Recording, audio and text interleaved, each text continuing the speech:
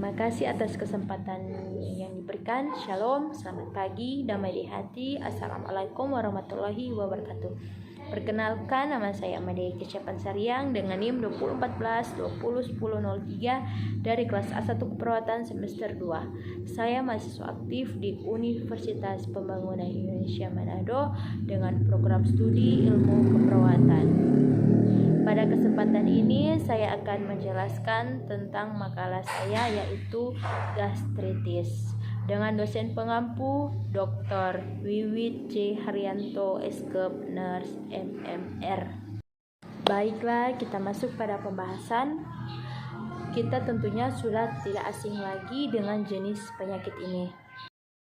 Gastritis merupakan penyakit yang disebabkan oleh adanya asam lambung yang berlebih atau meningkatnya asam lambung sehingga mengakibatkan inflamasi atau peradangan dari mukosa lambung seperti teriris atau nyeri pada ulu hati. Gejala yang terjadi yaitu perut terasa perih dan mulas. Nah, ada dua jenis penyakit gastritis, yaitu yang pertama gastritis akut. Nah, yang gastritis akut ini suatu peradangan permukaan mukosa lambung yang akut. Gastritis akut paling sering diakibatkan oleh kesalahan diet. Misalnya, makan terlalu banyak, terlalu cepat makan, makanan yang terlalu banyak bumbu atau makanan yang terinfeksi penyebab lain, termasuk alkohol, aspirin, reflux empedu atau terapi radiasi. Nah, yang kedua ini gastritis kronik. Gastritis kronik suatu peradangan bagian permukaan mukosa lambung yang menahun yang disebabkan oleh ulkus lambung, jinak maupun ganas atau bakteri Helicobacter pylori. Nah, bakteri ini berkoloni pada tempat dengan asam lambung yang pekat. Kita masuk pada etiologi. Penyebab dari gastritis dapat dibedakan sesuai dengan klasifikasinya sebagai berikut. Yang pertama, gastritis akut. Banyak faktor yang menyebabkan gastritis akut, seperti obat-obatan. Obat-obatan ini seperti obat antiinflamasi, non-steroid, sulfonamid merupakan obat yang bersifat mengiritasi mukosa lambung. Minuman beralkohol, infeksi bakteri seperti Helicobacter pylori, Helicobacter hellmanni, Streptococcus.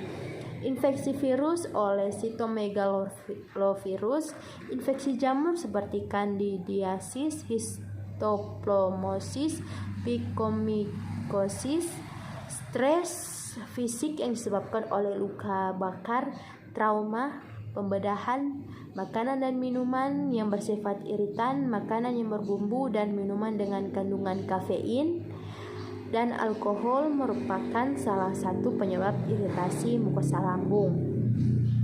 Yang kedua, gastritis kronik. Penyebab pasti dari gastritis kronik belum diketahui, tapi ada dua predisposisi penting yang bisa meningkatkan kejadian gastritis kronik, yaitu infeksi dan non-infeksi. Gastritis infeksi. Beberapa agen infeksi bisa masuk ke mukosa lambung dan memberikan manifestasi peradangan kronik. Beberapa agen yang diidentifikasi meliputi hal-hal berikut. Pertama, Helicobacter pylori. Beberapa peneliti menyebutkan bakteri itu merupakan penyebab utama dari gastritis kronik. Yang kedua, Helicobacter hellmanni, Mycobacteriosis, dan Spicilis. Ketiga, infeksi parasit. Keempat, infeksi virus. Nah, gastritis non-infeksi Yang pertama, gastropai akibat kimia dihubungkan dengan kondisi reflux, garam empedu kronis dan kontak dengan OAINS atau aspirin. Kedua, gastropati uremik terjadi pada gagal ginjal kronik yang menyebabkan ureum terlalu banyak beredar pada mukosa lambung. Kita masuk pada patofisiologi. Yang pertama, gastritis akut. Zat iritasi yang masuk ke dalam lambung akan mengiritasi mukosa lambung. Jika mukosa lambung teriritasi, ada dua hal yang akan terjadi. Yang pertama, karena terjadi iritasi mukosa lambung sebagai kompensasi lambung akan meningkat sekresi mukosa yang berupa HCO3 di lambung. HCO3 akan berikatan dengan NaCl sehingga menghasilkan HCI dan NaCO3. Hasil dari penyawaan tersebut akan meningkatkan asam lambung. Jika asam lambung meningkat, maka akan meningkatkan mual muntah. Maka akan terjadi gangguan nutrisi, cairan, dan elektrolit. Yang kedua, iritasi mukosa lambung akan menyebabkan mukosa inflamasi. Jika mukus yang dihasilkan dapat melindungi mukosa lambung dari kerusakan HCl, maka akan terjadi hemostatis dan akhirnya akan terjadi penyembuhan. Tetapi jika mukus gagal melindungi mukosa lambung, maka akan terjadi erosi pada mukosa lambung. Jika erosi ini terjadi dan sampai pada lapisan pembuluh darah, maka akan terjadi perdarahan yang akan menyebabkan nyeri dan hipovolemik. 2. Gastritis kronik disebabkan oleh gastritis akut yang berulang sehingga terjadi iritasi mukosa lambung yang berulang-ulang dan terjadi penyembuhan yang tidak sempurna. Akibatnya akan terjadi atrofi kelenjar epitel dan hilangnya sel parietal dan sel Chief. Masuk pada manifestasi klinis. Yang pertama, gastritis akut, yaitu anoreksia, mual, muntah, nyeri, epigastrium, perdarahan saluran cerna pada hematemesis melena, tanda lebih lanjut yaitu anemia. Yang kedua, gastritis kronik. Kebanyakan klien tidak mempunyai keluhan, hanya sebagian kecil mengeluh nyeri ulu hati, anoreksia, nausea, dan keluhan anemia. Dan pemeriksaan fisik tidak dijumpai kelainan. Kita masuk pada komplikasi.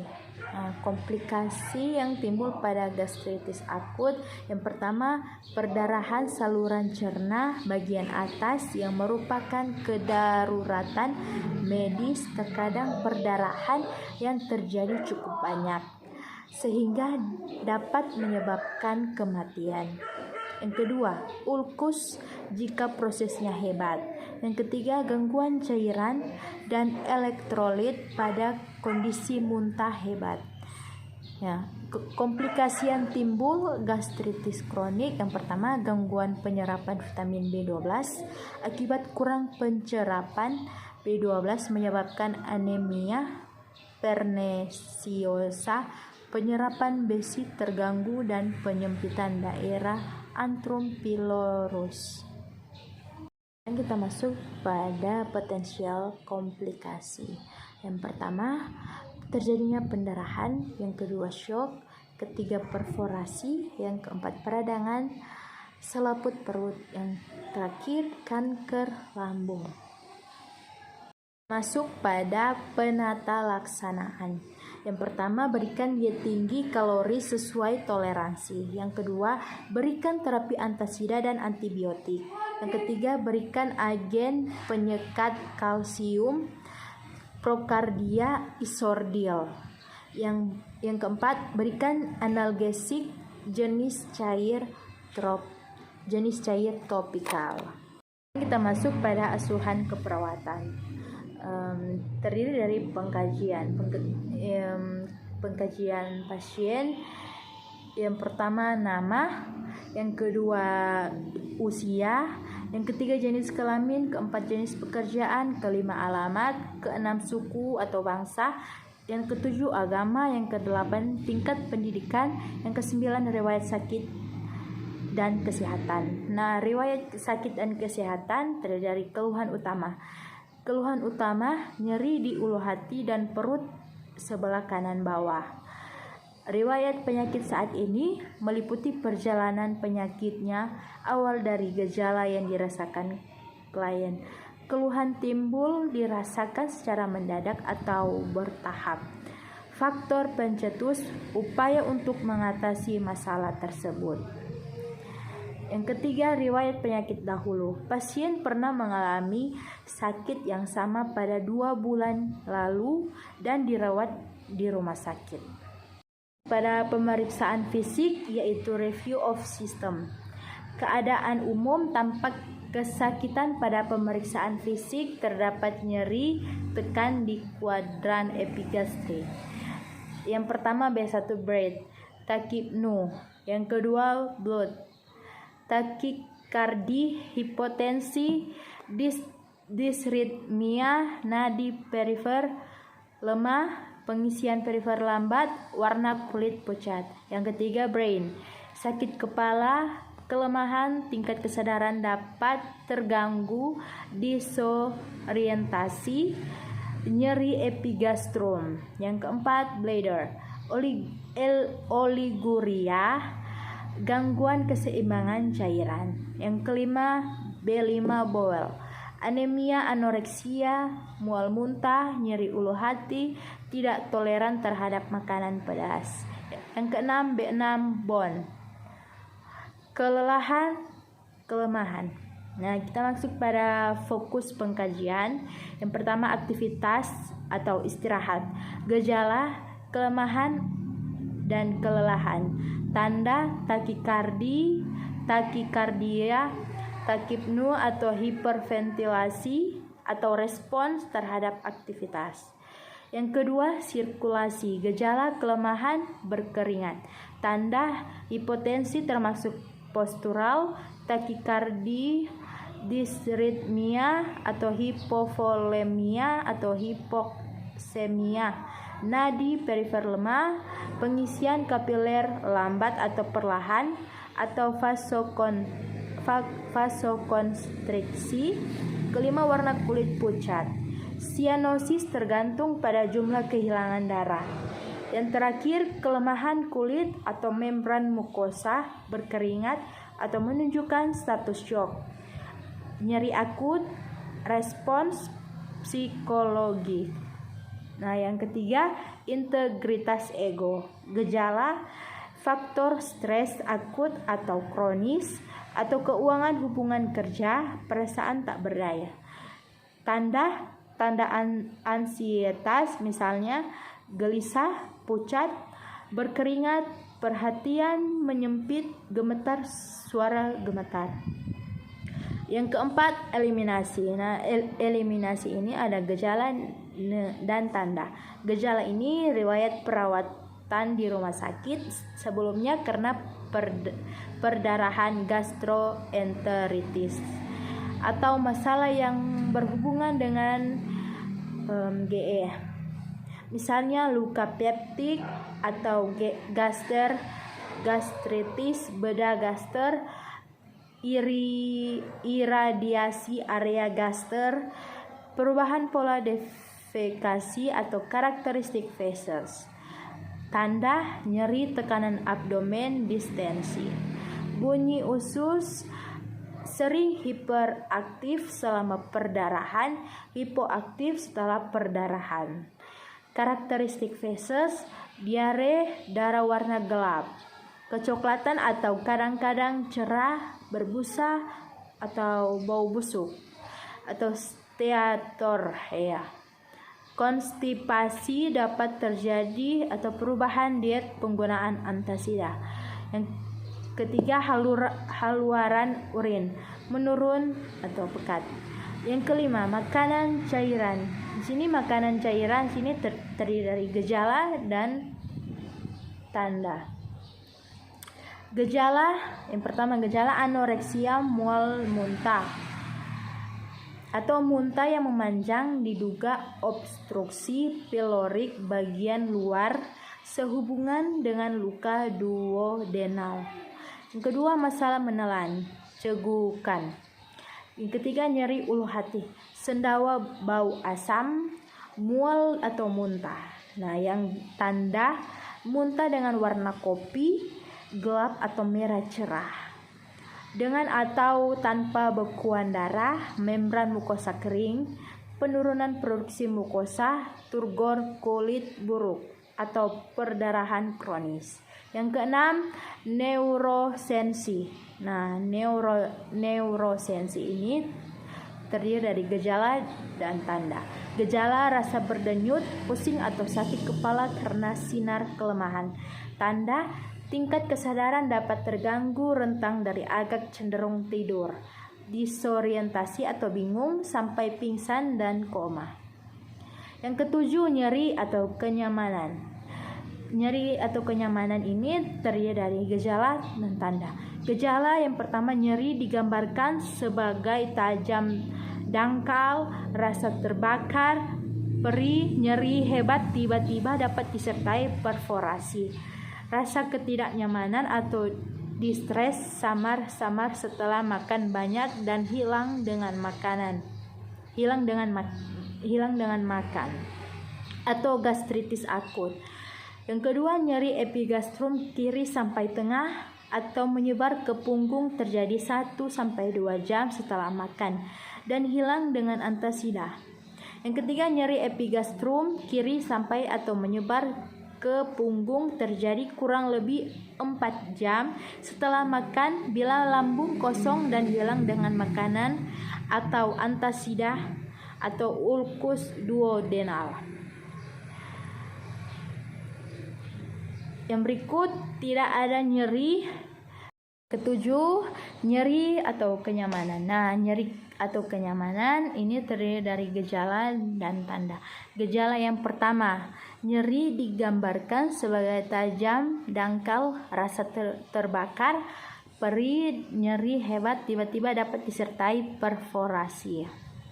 Yang kedua, nyeri epigastrum kiri sampai tengah atau menyebar ke punggung terjadi 1-2 jam setelah makan dan hilang dengan antasida.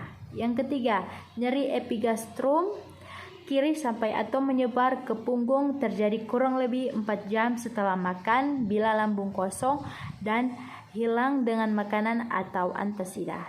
Yang keempat, tidak ada nyeri. Yang kelima, faktor pencetus, makanan, rokok, alkohol, penggunaan obat-obatan tertentu. Tanda, wajah berkerut, berhati-hati pada area yang sakit, pucat, berkeringat, perhatian menyempit. Yang kedelapan, keamanan. Keamanan ini terdiri dari gejala dan tanda. Gejala, alergi terhadap obat sensitif, misalnya asah. Tanda, peningkatan suhu, spider agioma, eritema palmar. Pada diagnosa keperawatan, yang pertama, nyeri akut berhubungan dengan inflamasi mukosa lambung. Yang kedua, volume cairan kurang dari kebutuhan tubuh berhubungan dengan intake yang tidak adekuat dan output cair yang berlebih atau mual dan muntah. Yang ketiga, nutrisi kurang dari kebutuhan tubuh berhubungan dengan anoreksia. Yang keempat, intoleransi aktivitas berhubungan dengan kelemahan fisik. Yang kelima, ansietas berhubungan dengan kurang pengetahuan tentang penyakit. Pada intervensi keperawatan, diagnosa yang pertama, nyeri akut berhubungan dengan inflamasi mukosa lambung. Tujuannya, setelah dilakukan tindakan keperawatan 1x24 jam, nyeri klien berkurang atau hilang. Skala nyeri 0, klien dapat rileks. Keluhan utama klien baik. Intervensi yang pertama, puaskan pasien di 6 jam pertama. 2. Berikan makanan lunak sedikit demi sedikit dan berikan minuman hangat. Yang ketiga, atur posisi yang nyaman bagi klien. Rasional yang pertama, mengurangi inflamasi pada mukosa lambung. Yang kedua, dilatasi gaster dapat terjadi bila pemberian makanan setelah puasa terlalu cepat.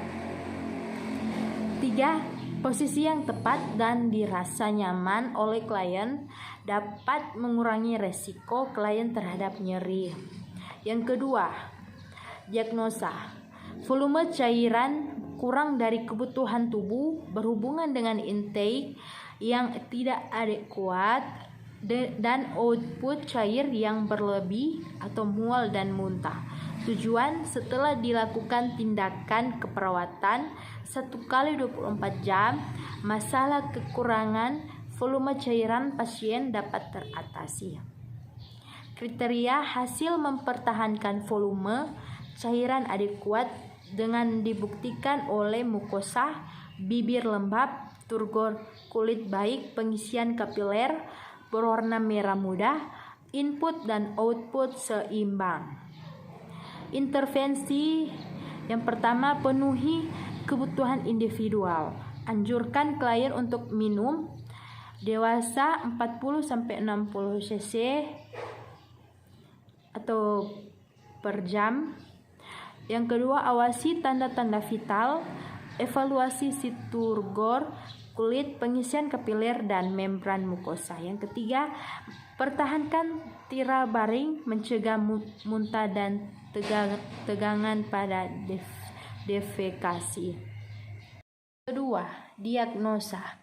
Volume cairan kurang dari kebutuhan tubuh berhubungan dengan intake yang tidak adekuat dan output cair yang berlebih atau mual dan muntah. Tujuan, setelah dilakukan tindakan keperawatan 1x24 jam, masalah kekurangan volume cairan pasien dapat teratasi. Kriteria hasil mempertahankan volume cairan adekuat dengan dibuktikan oleh mukosa bibir lembab, turgor kulit baik, pengisian kapiler berwarna merah muda, input dan output seimbang. Intervensi yang pertama, penuhi kebutuhan individual, anjurkan klien untuk minum.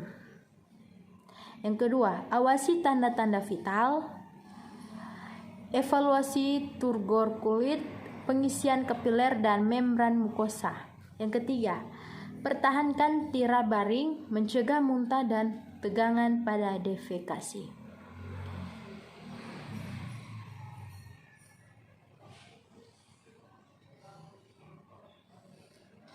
Rasional.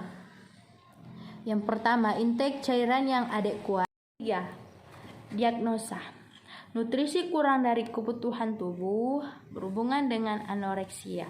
Tujuan, setelah dilakukan tindakan keperawatan 3x24 jam, kebutuhan nutrisi pasien dapat terpenuhi. Kriteria hasil, keadaan umum cukup turgor, kulit baik, berat badan meningkat. Yang kedua, kesulitan menelan berkurang.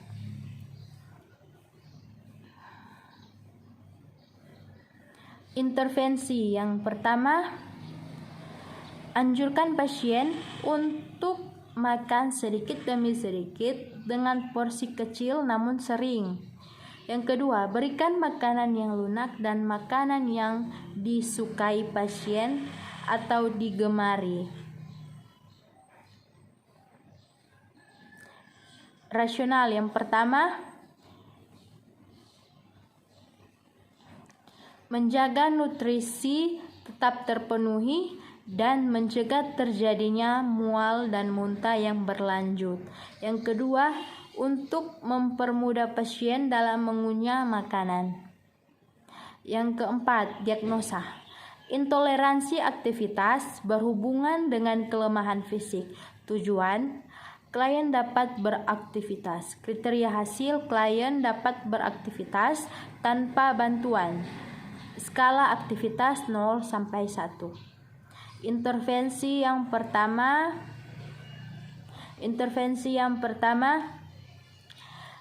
observasi sejauh mana klien dapat melakukan aktivitas. Yang kedua, berikan lingkungan yang tenang. Rasional yang pertama, mengetahui aktivitas yang dapat dilakukan klien. Yang kedua, meningkatkan istirahat klien. Yang kelima, diagnosa. Ansietas berhubungan dengan perubahan status kesehatan, ancaman, kematian, dan nyeri. Tujuan, setelah dilakukan tindakan keperawatan 1x24 jam, pasien kriteria hasil. Yang pertama, mengungkapkan perasaan dan pikirannya secara terbuka. Kedua, melaporkan berkurangnya cemas dan takut. Yang ketiga, mengungkapkan mengerti tentang proses penyakit. Yang keempat, mengemukakan menyadari terhadap apa yang diinginkannya, yaitu menyesuaikan diri terhadap perubahan fisiknya.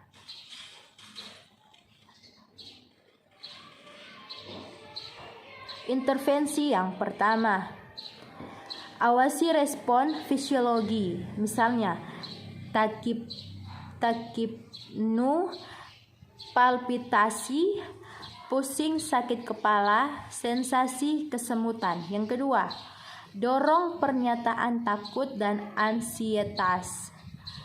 Berikan umpan balik. Rasional yang pertama dapat menjadi indikator derajat takut yang dialami pasien, tetapi dapat juga berhubungan dengan kondisi fisik atau status shock. Kedua, membuat hubungan terapeutik pasien dari stresor luar, meningkatkan relaksasi, dapat meningkatkan keterampilan coping. Masih bingung mau lanjut kuliah di mana? Bingung nentuin jurusan apa?